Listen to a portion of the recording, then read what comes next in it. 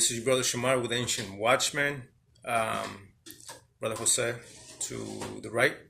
So today we're gonna bring out the information that we've been speaking on the boards, and a lot of people are wondering, about the Gypsies and their origins, right? So we're gonna bring a lot of information out for brothers to digest and really look into it and analyze it with the lens of the scriptures and the prophecies concerning the Gypsies, and who they are today and what's happened all throughout the ages to these people, because there's a lot of misconceptions on who the Gypsies are all throughout the world. Wherever you hear the word Gypsy, even in the so-called Latino communities, we call them Gitanos, los Gitanos, So we're gonna show certain clips, certain historical information concerning these people in a minute. So we're gonna start with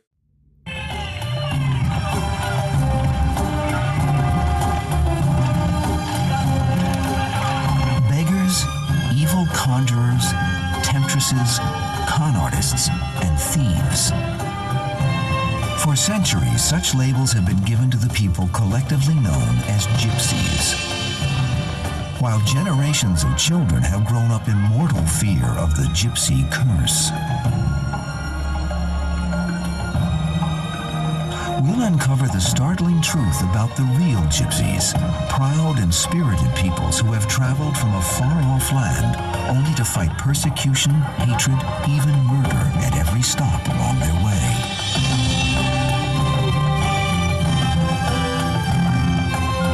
And for centuries to suffer a curse, not on others, but instead a curse on the Gypsies.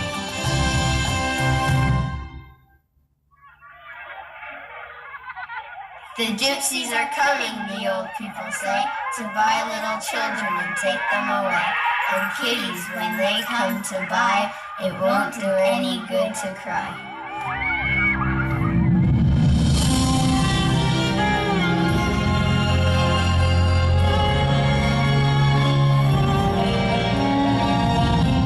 From the Brothers Grimm to Charles Dickens, from Victor Hugo to Stephen King, literature abounds with descriptions of dark-skinned exotics with the power of the evil eye.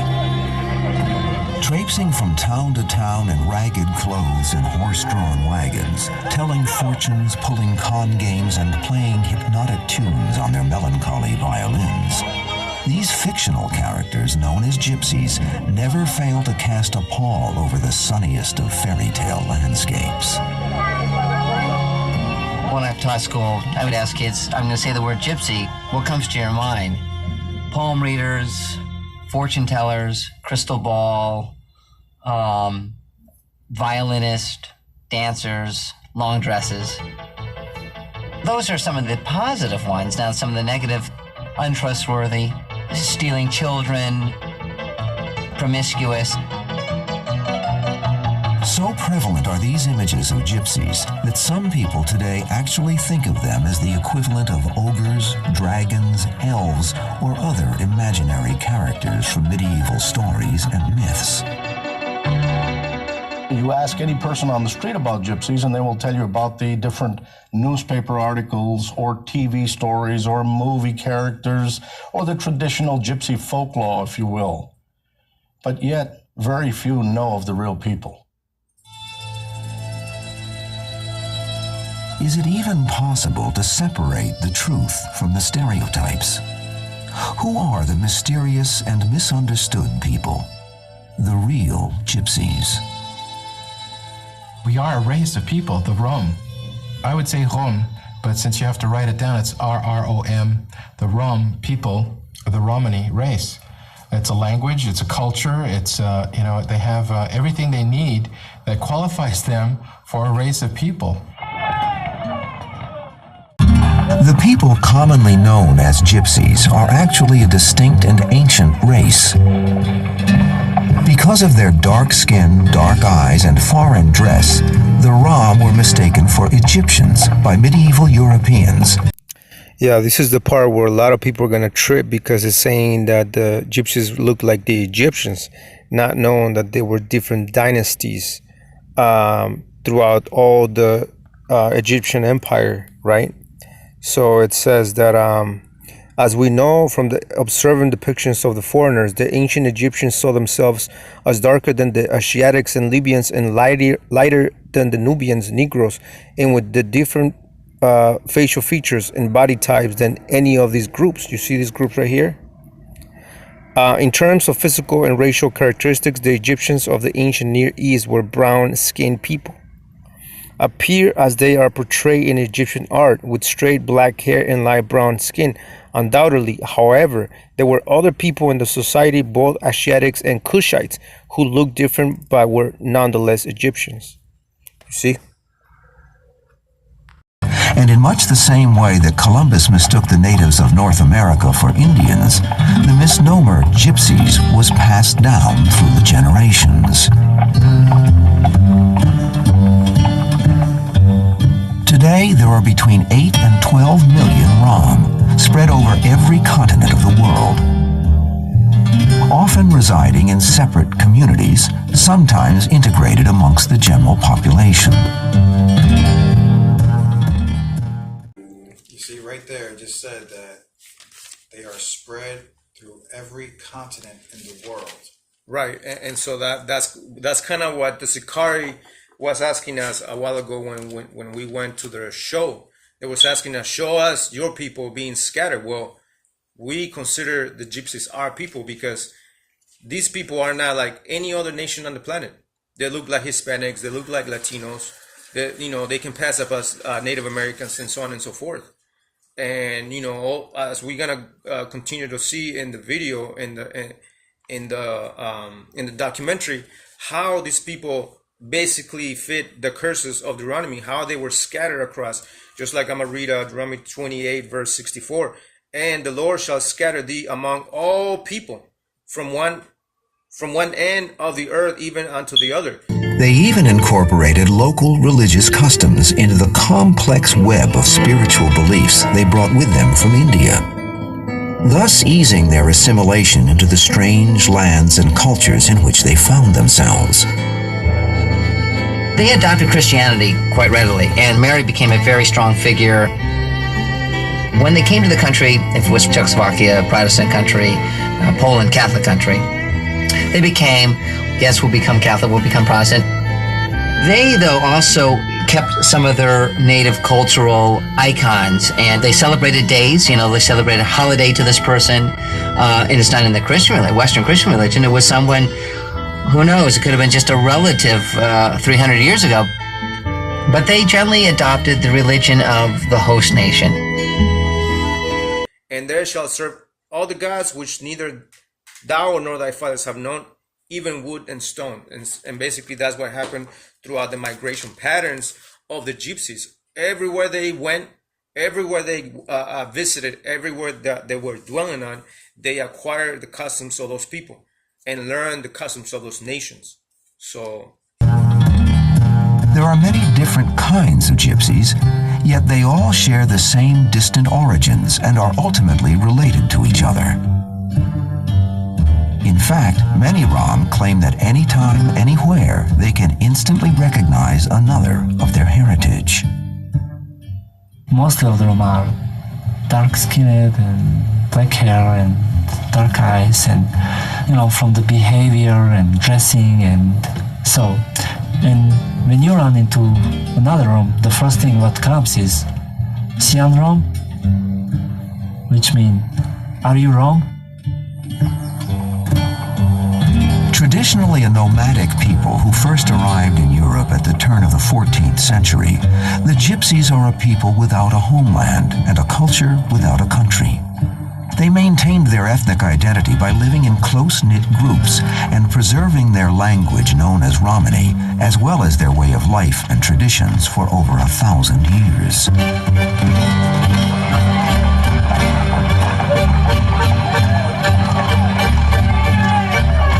It's very difficult to describe Gypsies to people who don't know anything about them or who only have misconceptions, because they have kept so secretive, and the literature is so full of wrong information that people are very tripped up on that. The secretive nature of the Romany culture has contributed to the plethora of myths and suspicions that surround them. In fact, because they kept no written records but passed down their history and culture in the oral tradition, almost everything about Roma found in books or in the media has been generated by outsiders. Viewing strangers with aversion and distrust, they have kept to themselves, as the misconceptions about them by the non-gypsies, whom they call gage, continue to multiply. We usually tend to stay together, and usually we don't trust other cultures, and it's thanks to the secrecy we still exist.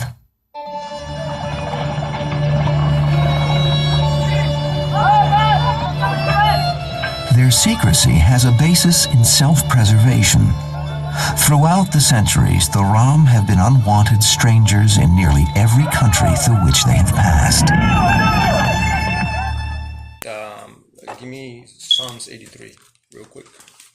Right, because there's been a crafty counsel to hide a group of people all throughout the world, all throughout the ages. And then we have to ask ourselves, why are these people being hidden? The book of Psalms, chapter 83, verse 1. Keep not thou silent, O God.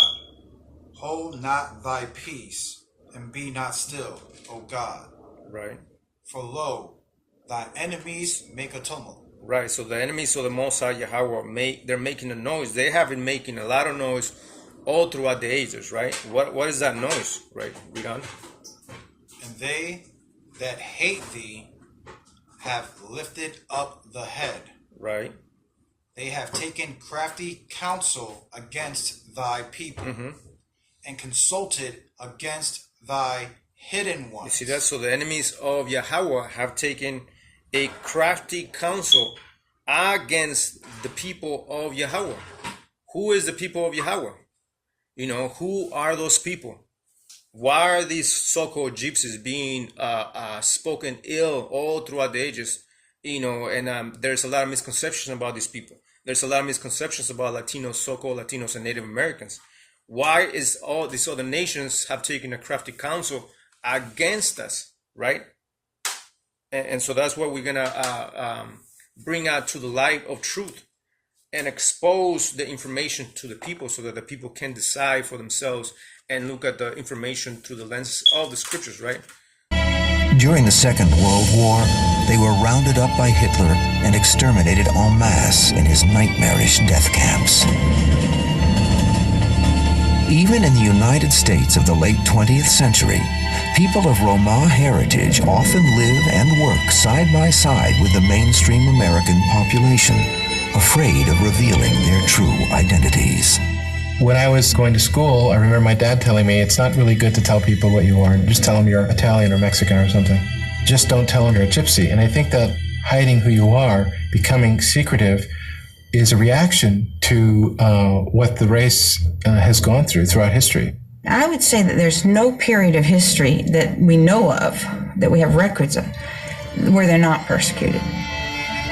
But they are survivors. As a group, they know how to do it. They have more experience than probably anybody in the whole world. Centuries of misinformation about the gypsies, their own secretive nature, and the paucity of written material about them, all combine to make the search for the truth about their past a difficult quest indeed. A veil of mystery enshrouds them. Why have they been victims of hatred and persecution wherever they have traveled? How did the all-pervasive stereotypes surrounding them arise? What are the unique cultural practices that they have preserved for nearly 1,000 years? And perhaps the most puzzling and revealing question of all, from where did they come, and why did their long journey begin? See, right there, I just mentioned how they mixed in with the populations. Wherever they go, they mix in with the populations to blend in. Survival tactic. Yeah, so basically, that goes into what we read earlier in the beginning, in Psalms 83, that all these other nations have made a noise. What is that noise that they have made? Is that crafty counsel. They have created a set of deception, a game of deception to hide these people and their struggle and their suffering all throughout the ages. In January 1940, the first mass genocide of the Holocaust took place when 250 Romany children were killed in Buchenwald, guinea pigs for the Zyklon B crystals, which would later be used to gas millions of Jews. The Nazis' perverse fascination with the romantic image of the Roma people prompted some to argue against their total extermination. Heinrich Himmler, famous for his remark, "Everyone has his favorite Jew," fantasized about preserving a handful of pure-blood gypsies in a human zoo. Angel of Death, Dr. Josef Mengele, also had a fondness for gypsies, whom he sought out as subjects for his unthinkable human experiments. Mengele won over the Romany children with his shameless charm. As he toured the gypsy camp at Birkenau, children swarmed around him crying, "Uncle Mengele, Uncle Mengele," despite the fact that Roma twins were among his favorite subjects for use in his labs. Tam było zgroza patrzeć na tych dzieci. Takie chudziutkie byli, mizerniutkie byli. It was hard to look at those children. They were so skinny, so emaciated. They were fed almost nothing. A few crumbs of bread, a smidgen of margarine. The poor children were constantly hungry. All of us were hungry, but it was easier for us adults. One day the children were separated and taken away.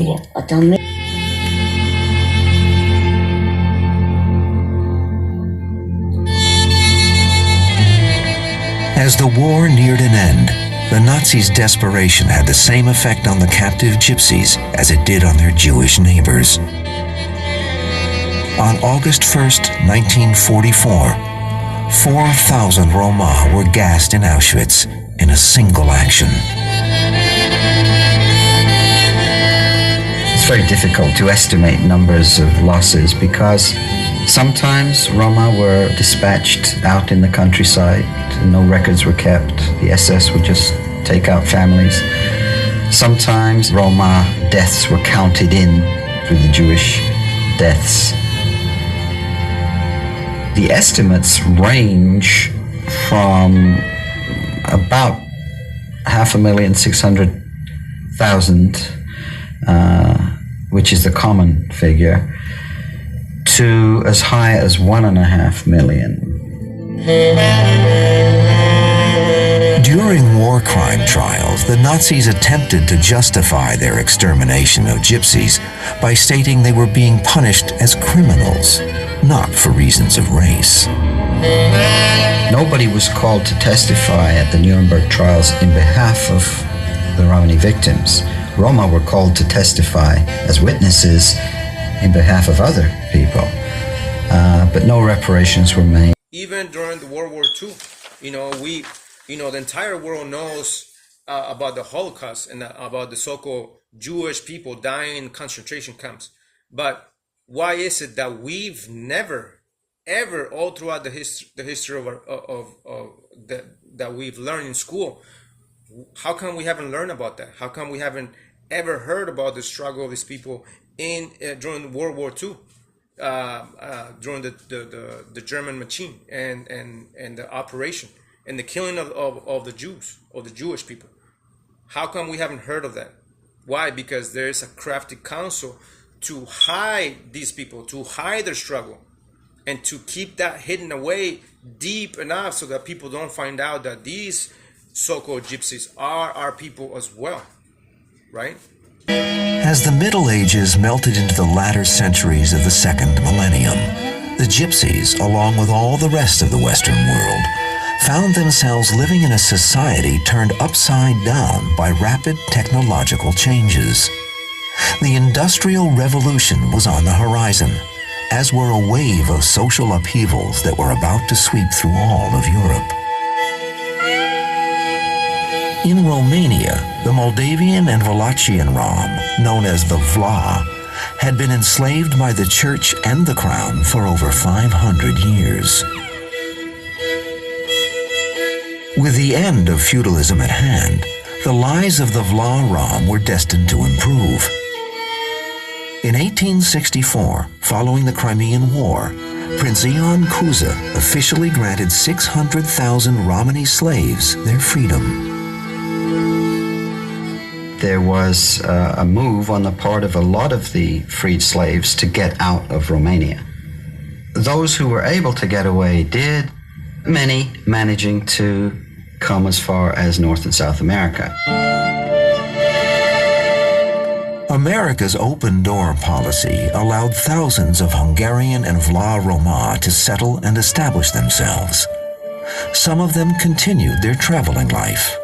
Others formed comfortable communities in places such as New York and California. Tom Marino's grandfather was part of an enormous wave of gypsies who came to the New World to escape oppression and economic hardship during the late 1800s, up through the turn of the century. So that right there, it shows you that in the Americas, that the gypsies mixed in with us in the Americas.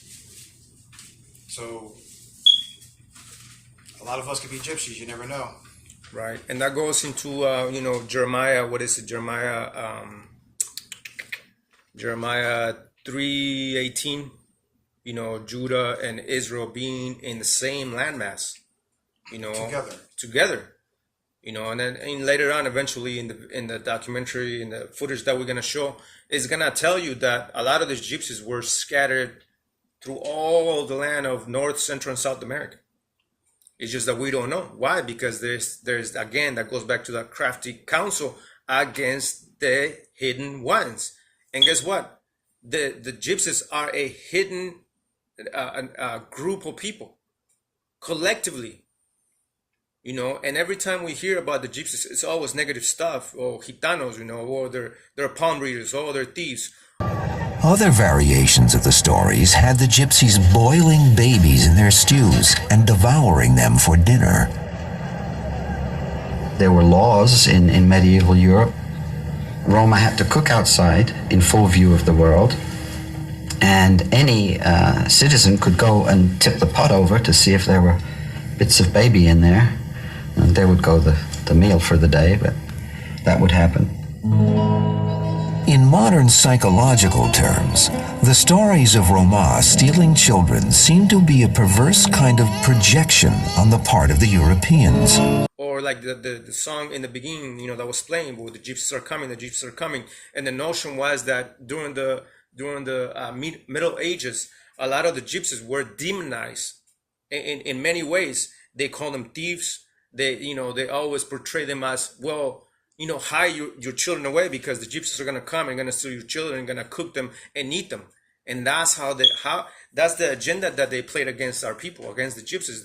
They were always being called all the names and bywords and proverbs against them. So when I was going to school, I remember my dad telling me, it's not really good to tell people what you are. Just tell them you're Italian or Mexican or something. Just don't tell them you're a gypsy. And I think that hiding who you are, becoming secretive, is a reaction to what the race has gone throughout history. So like we heard the brothers saying, if they ask you if you're a gypsy or not, don't tell them that you are one. Because why? Because they've always been in fear that throughout the ages, every time they're, wherever they moved to, wherever they migrated to, they were afraid that if the people of that nation that they moved into found out that they were gypsies, guess what? They'll suffer slavery, they'll suffer torture, and a bunch of other atrocities against them and towards them. So that's why this brother was saying that, if they ask you if you're a gypsy, just tell them that you're not a gypsy. Tell them that you're a Mexican. Tell them that you're, any other so-called Latino nationality. Now, was he saying that? Tell them that you're Mexican, because they look like us. They look like so-called Latinos and Native Americans, as we could tell from the images that is shown in the documentary, right? Christian Europeans during the Middle Ages were devoutly pious. And the gypsies, while they were in the Byzantine Empire, would have seen that religious pilgrims were always treated with the utmost respect and regularly gifted with alms, food, and shelter. And when they came, they were welcomed. These were people that they thought were pilgrims from perhaps Egypt, perhaps from the Middle East. And so they said, you come from Little Egypt. They have nothing to do with Egyptians whatsoever. But they knew what to say, when to say it, and why they wanted to survive. They said, you know what, let them think what they want. I'll think what I want up here, but they won't bother me, and I can eat and raise my children for now in this encampment here. Thus, the nomadic travelers who had left their homeland in India some 400 years earlier became known to the Europeans as Egyptians or Gypsies. The Rom used this case of mistaken identity to their advantage. See, right there, they were getting called a byword proverb. They were called Gypsies or Egyptians when we know that they weren't Egyptians, right? By the early 1400s, Europe began to buzz with reports of organized groups of gypsies, headed by leaders with impressive titles like Prince, Duke, and Count. These bands of pilgrims arrived in Spain, in France, in Germany, in Italy, carrying with them imperial letters of safe conduct, ordering that the bearers be treated with all the kindness and civility due true religious penitents. Medieval historian Sebastian Münster met such a group of gypsies outside of Heidelberg, Germany. They presented him with a letter of safe conduct from Sigismund, the Holy Roman Emperor. It was told how their ancestors in Lesser Egypt had abandoned the Christian religion and turned to the error of the pagans, and that after their repentance, a penance had been imposed upon them that some members of their families should wander about the world in exile to expiate their sins. See, now right there, it just showed you that the Gypsies had princes, dukes, and high titles. You said you want to bring up the first animals? Yeah, well, as we know, the royal tribe of the 12 tribes is the tribe of Judah. Now, a lot of brothers are, misunderstand the kingship goes back to Judah, but not all Judahites are kings. When we read 1 Samuel 16, the Most High chose the bloodlines of Jesse down to David, David down to Solomon, Solomon down to Rehoboam, so on and so forth. So the kingship is through the bloodlines of Judah, but not all Judahites are kings. Only through the bloodlines of Jesse are the Judahites. So as we can tell from the documentary, it's saying that orally speaking, their tradition was that they always traveled with the prince, with the king, with some type of royalty amongst themselves to be led by these so-called prince, duke, or king, or title, whatever, of royalty or royalty descent. So that's why, some of our brothers be saying, or we, are saying that the Gypsies are Judahites. Why? Because they themselves proclaimed to have a king among them, leading them wherever they were scattered abroad, wherever they migrated to. That's what we're saying that for, because that fits, what the anointing of David in 1 Samuel chapter 16. And we know that the kings of Judah come through the bloodlines of Jesse, which is Judah. Exactly. You guys are going to have to show us your kings from West Africa if you guys want to debunk what we're showing here. But we're going There were laws in medieval Europe. Roma had to cook outside in full view of the world, and any citizen could go and tip the pot over to see if there were bits of baby in there, and there would go the meal for the day, but that would happen. So right there goes another rumor that the Europeans placed on these people, that that the Gypsies were going around killing babies and eating them. That they would, so when people, they had to cook outside in front of everybody, and people would just walk by and kick over their pot to make sure there wasn't like a baby inside that pot, ruining these people's food.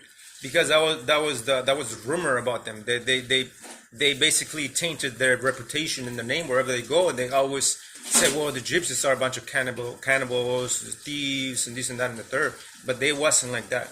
We want to, later on in the documentary, is going to show that these so-called Gypsies were keeping the commandments wherever they went through. They were keeping Torah. but we're gonna show, in a minute, a little later. In truth, many laws allowed for gypsy children under the age of 14 to be forcibly taken from their families and sold into slavery. In the 1500s, a Romany child could be sold into slavery for the equivalent of 48 cents.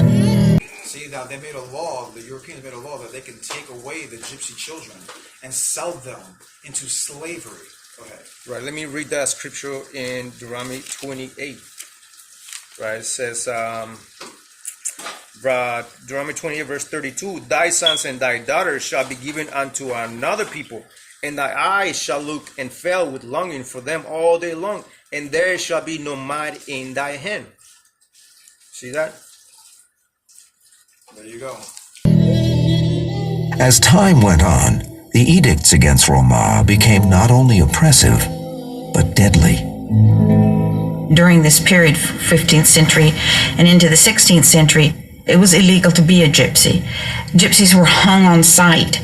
Gypsies would be killed. Families would be rounded up and killed. In many parts of Europe, it was legal to hunt down and kill gypsies as if they were wild animals. In 1547, King Edward VI of England passed a law declaring that gypsies be branded with a V on their breast, then enslaved for 2 years. If they ran away and were caught, they were made slaves for life. To not be connected to a piece of land, to not be connected to some lord of this area, was in and of itself a suspicious kind of behavior. So there was a lot of attempt to get them to settle down, to stop them from moving around, to outlaw their whole life.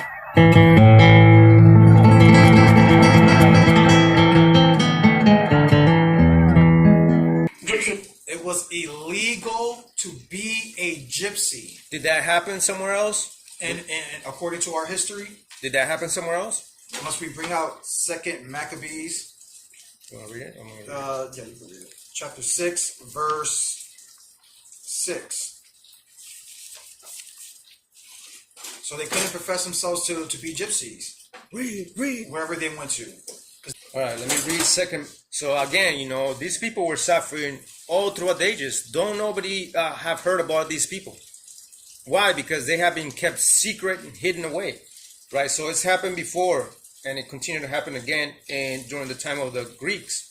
2 Maccabees chapter 6, verse 6, it says, neither was it lawful for a man to keep Sabbath days or ancient feasts, or to profess himself all to be a Jew. Right, because that was the decree that the king passed, and that they were forced not to say, well, we are the Jews. A lot of the gypsies were not allowed to say that they were gypsies. They were forced to say, well, we're not gypsies, we're like other nations. Wherever they went to, they were forced to be called that nation that they were into, that they were living into. I'll read verse 9 real quick. Verse 9, it says, and whoso would not conform themselves to the manner of the Gentiles, which happened to the gypsies, should be put to death. See, and we read and we just heard that it was legal to hunt them down. So what do you think they did for a survival method? They blended in with the Gentiles. They had to blend in because they didn't want to be hunted down and have their children killed and all these type of things. And just like we heard earlier, the brother saying, well, if they ask you if you're a gypsy, just tell them that you're a Mexican. Tell them that you're other nationality. Don't tell them that you're gypsies, because they always fear that, every nation that they went to, they will be put into slavery and subjection to serve the other nations. In Spain, King Philip IV decreed that the Romany language be outlawed and that gypsies be settled into separate Romany enclaves. Their beautiful native tongue gradually died out there. Outlaw their whole life to prohibit their lifestyle. And like later on, we're going to read what was their lifestyle like. What were they observing according to their societal structure within the gypsy communities? What were they really following? What was their structure socially and morally? What were they following? We're going to learn that. In other countries, Roma were rounded up and exported as slave labor to colonies in the New World, including America. There it is, including America. So that fulfills prophecy when we read in the book of Deuteronomy chapter 33. Let's go there real quick. Deuteronomy 33 verse 7, it says, and this is the blessing of Judah. And he said, hear Yahweh the voice of Judah, and bring him unto his people. Let his hands be sufficient for him, and be thou an help to him from his enemies. Give me Jeremiah, what is it, 3:18? 50. Jeremiah, what is it, 50:33. 50:33. Right, so a lot of these gypsies were scattered abroad, right? And a lot of this information has been hidden away. The question is why? Again, the answer is Psalms 83. The crafty counsel against the hidden ones. Why have these people been hidden away so deep, so much all throughout the ages? Why? Why have other nations have been placed to be said that these are the Jews, these are God's chosen people, these are the real Jews, and not these people that have been scattered all throughout the world? Right, read what you got. This is Jeremiah chapter 50, verse 33. Thus said the Lord of hosts, the children of Israel and the children of Judah were oppressed together. And that's why a lot of these gypsies were brought here as slaves. It's just that information and that piece of history is not taught in schools, much less in a lot of these camps that are run by Masons and a lot of false prophets and teachers. Why? Because they're part of that crafty council as well. They're trying to hide away the God's chosen people from our own people. So that's that. In Eastern Europe, where most Roma had been enslaved since the arrival of the feudal system, the word for gypsies, Tsigan, became synonymous with slave. Often the prime Rom women were taken for breeding purposes with the non-gypsy population. The half-white children from these unions automatically became slaves themselves. Gypsy men were castrated so as not to present a threat to the local noblewomen they served. Yet despite the years of persecution and slavery, the Rom clung with tenacity to their way of life and to the language and unique customs they carried with them from their long-forgotten homeland. Oppression, discrimination, and slavery. So it's going on centuries and centuries. Today, gypsy groups can be found in such diverse places as India, Turkey, the Middle East, Europe, the Americas, Australia, and parts of Africa. Though no two groups are alike, all share a similar native language and many comparable customs and beliefs. In addition to the physical origins in India, There it is. These people fled to North and South America, right? Just like we just read in Jeremiah 50:33. Yeah, 50. How Judah and Israel are going to be oppressed together, right? Together, right? So we're going to read that again in the law in Deuteronomy 33. And this is Deuteronomy chapter 33, verse 7. And this is the blessing of Judah. And he said, hear, Lord, the voice of Judah, and bring him unto his people. Just like we read in the documentary, just like the documentary is saying that piece of history that has been hidden away, that these people were brought to the Americas, North, Central, and South America. And these people joined our people, and they blended in with us, because these people look just like us, So that's what the scripture says, and let thy hand be sufficient to him. Meaning a lot of the customs, a lot of the skills that they had, they acquired those skills all throughout the ages. That's how they became sufficient unto themselves, because that's the way that they could survive, to be able to mingle among the other nations, to be able to acquire and learn a lot of the skills that they acquired all throughout the migration patterns, all throughout the ages. You see, that's the hand that was sufficient to him. And that's why they, like we were watching earlier with that, a lot of these gypsies were working in America, and they mingle among the population of the American populace or community to work as well, right? Another mechanism by which gypsies have kept themselves separate comes from within the culture itself, in one of many aspects of Romany life brought with them all the way from their long-forgotten homeland, India. Yeah, so let me address this real quick, because a lot of brothers or people that are watching this video are gonna stop the video and say, you see, I knew these brothers were lying. These people are Hindu people. Well, if you stay longer at the end of the video or a little bit later, we're gonna show you and prove that these people, even though a lot of people claim them to be from India, they're not from India. Even their own records say that a lot of the customs that they kept all throughout their migration patterns of keeping Torah, the laws, statutes, and commandments, were not learned in India, because Hindu people do not keep these things. They follow the gods. They don't follow Judaic customs. So how or where or when did they learn these things? One of these characteristics is the idea of ritual purity and ritual pollution.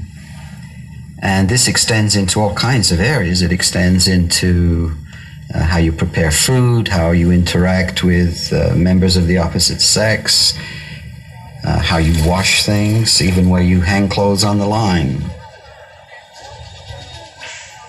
It's based on the notion of keeping body fluids separated. So women have an obligation when they're menstruating to stay away from men. Childbirth is a period where women are to be kept separate from men. These pollution rules or cleanliness rules may have some variations in various parts of the world, but they have them, and they are a very important part of keeping themselves separate. So the gypsies have a rule that during their menstruation they have to stay away from the men, and even in childbirth, right? Where did they learn that from, though? Where did they learn that custom from? Because that kind of sounds like something that's in the Torah. In the Torah. This is Leviticus chapter 15, verse 19. And if a woman have an issue, and her issue is her flesh be blood, she shall be put apart 7 days, and whosoever toucheth her shall be unclean until the even. You see that? That's why a lot of the gypsies had the custom that whenever the woman was menstruating, she was on her period, she was to be put away or put aside for a while until, her menstrual cycle was over. Where did they learn those customs? Right? And then the other law is in Leviticus 12, 1 and 6, right? This is Leviticus chapter 12, verse 1. And the Lord spake unto Moses, saying, Speak unto the children of Israel, saying, If a woman have conceived seed and born a man a child, then she shall be unclean 7 days. According to the days of the separation of her infirmity she shall be unclean. And in the 8th day the flesh of his foreskin shall be circumcised. What's the point? I think the point is what? The point was verse 5. Verse 5. And she shall bear a maid child, then shall she be unclean 2 weeks, as in her separation, and she shall continue in her blood of her purifying 66 days. Right. So basically, the customs of the Gypsies were to follow Leviticus chapter 12, where if they had a girl, they will be put away, 80 days. There will be no sex amongst themselves for 80 days. If a male was born, there will be no sex for 41 days. You see that? So a lot of these customs that the Gypsies had were based on Torah law. Now, where did they learn that? How come they had certain customs that pertain to Torah and pertain to our people and our heritage, which is the law? We need to start asking these questions ourselves. And again, that goes back to Psalms 83. They have taken a crafty counsel against thy hidden ones, against the people of the Most High, to hide these people. Why? Because we learned earlier during World War II, the Germans were committing genocide against the Gypsies, but nobody has heard that. We hear about the Holocaust only, which is what, 5 million? So-called 5 million Jewish people died. But what about the Gypsies that were being killed and slaughtered by the thousands? Nobody has heard that until we bring it out, until the documentary, is being presented and shown in the TV, in the History Channel. But none of these campers, none of these so-called leaders and so-called prophets within the Hebrew movement are going to speak about these things, right? Because they have placed themselves as the Jews themselves, right?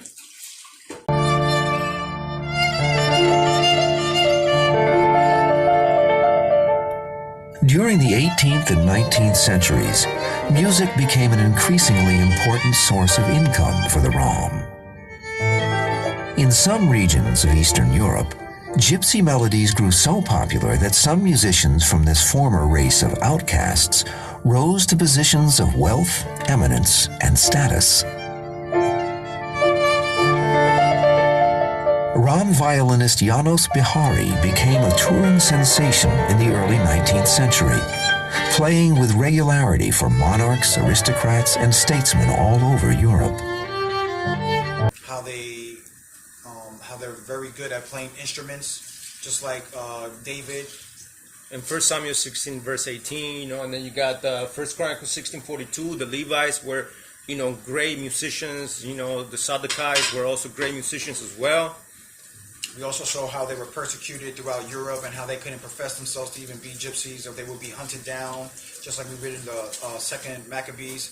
We've basically shown you, brothers, how history repeats itself, and how a lot of these people are Israelites and the Southern Kingdom, like we've been trying to tell you, brothers and sisters, online. So this information was shown to you, brothers, so you guys can further do the research on the Gypsies, and a lot of people have done the research, and they always come up against the wall, and they always say, well, the Gypsies are actually Indians or Hindu people.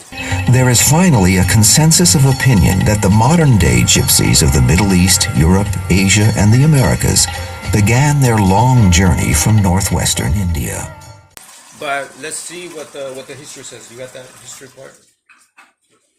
Because brothers are gonna do the research and gonna get confused to say, well, these people are not Israelites. They're actually Hindu people.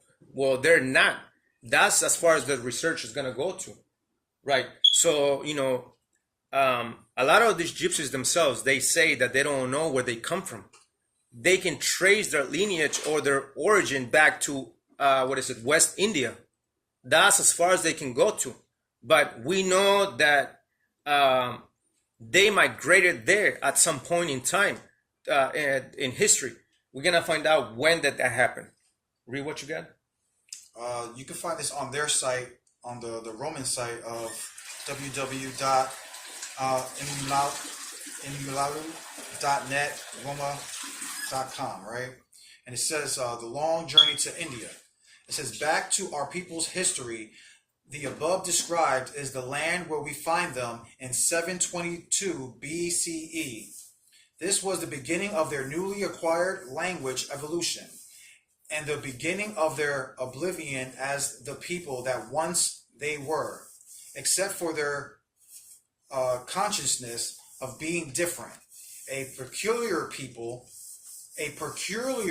just like Deuteronomy says. Chapter 7, right? Mm-hmm. A peculiar people that cannot get mixed with the Goyim.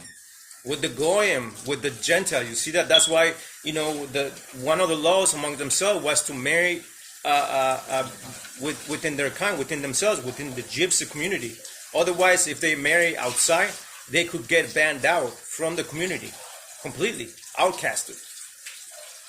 They have certain rules to which they will not renounce: the purity laws and their belief in one God. Mm-hmm. That one who promised and fulfilled. They will be again in exile, perhaps forever. they will no longer be called Israel. Now they are just men that their forefathers in the Egyptian exile called Rome. Right, next page. What, do you read that part? It says, after the Assyrian rule, Babylonians deported also their southern brothers, but they kept their identity, their social structure, and their priestly tribe. And 70 years later, they returned back to Canaan, being now recognized as Jews. It says, in their relatively short exile, place where they commonly known as the lost tribes of Israel migrated, overwhelming evidence showed that the largest numbers resettled in India during the Persian and Macedonian rule. There it is, right there. And this is why a lot of people that do their research on the Gypsies always hit that wall and say, well, you see, these people are Hindu people. They're not Israelites. Why? Because a lot of the Gypsies themselves, the majority of them, they can only trace their origin back to India. That's it. But we're just showing you right here that they actually go back to Israel. When after the Babylonian captivity, many Jews were allowed to go return to Jerusalem to rebuild, but a lot of them, fled to other places. A lot of them fled to Egypt, So that's what we're reading on. Is that it? Or is there more? And most of them preferred the Sinto-Semitic area, namely the Indus Valley, Kashmir, Rajasthan, and Upper Ganges region. See, that's it. This is why a lot of people say that they're Hindu, but they're not. That's where they migrated to from Jerusalem after the Babylonian captivity. And some of the people that migrated there are also Northern Kingdom Israelites amongst themselves, amongst the Gypsies themselves too, after the Assyrian captivity after 722 BC. So that's what we're showing you, that these people are not Hindu people, even though a lot of these Gypsies acquire certain linguistics from the Hindu people. Exactly, and just like the images we showed earlier of what they look like.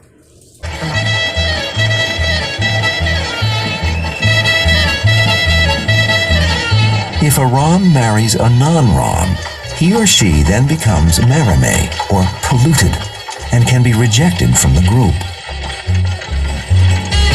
Throughout the centuries, Gypsies have continued to observe these strict rules of behavior in order to preserve their ties to their families and their culture. Why they always marry amongst themselves. They have the dowry laws amongst themselves and whatnot. And so we're showing you that these people are our people as well. That's why we're saying that the Gypsies are Israelites. That don't get it confused. There is a lot of Gypsies that are calling themselves Gypsies, but they're not real Gypsies. Just like you got the Jewish people calling themselves Jews, but they're not the real Jews.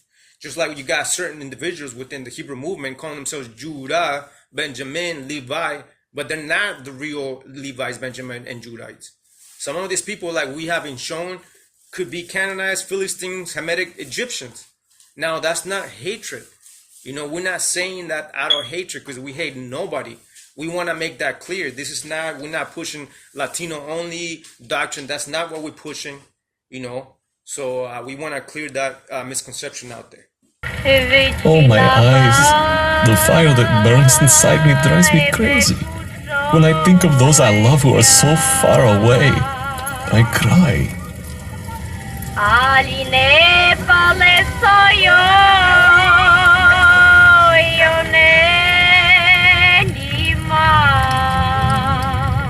Some traditional Gypsy songs and poems are tinged with longing, with a nostalgia of a deep-seated yearning.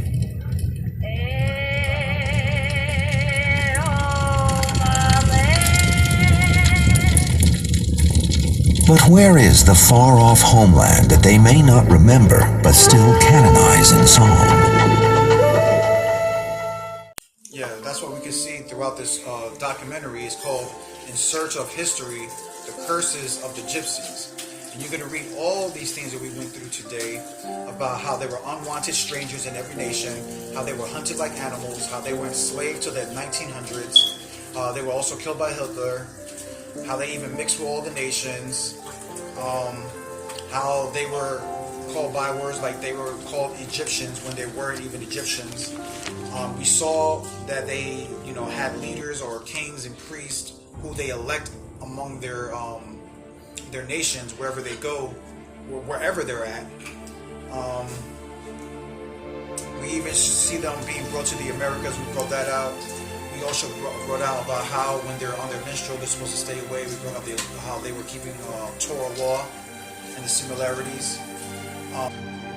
So, brothers, I hope brothers are edified with the lesson. I hope brothers are able to do your own research, deepen onto it. But we've shown you that these people are our people as well. They have suffered just like our people have suffered. They have mingled amongst the other nations. They have acquired and taken on the customs of the other Gentiles. That's why they always marry amongst themselves. They have the dowry laws amongst themselves and whatnot. And so we're showing you that these people are our people as well. You want to say anything else? Yeah, and with that, we're going to say Shalom. It's your brother Shamar with Ancient Watchmen.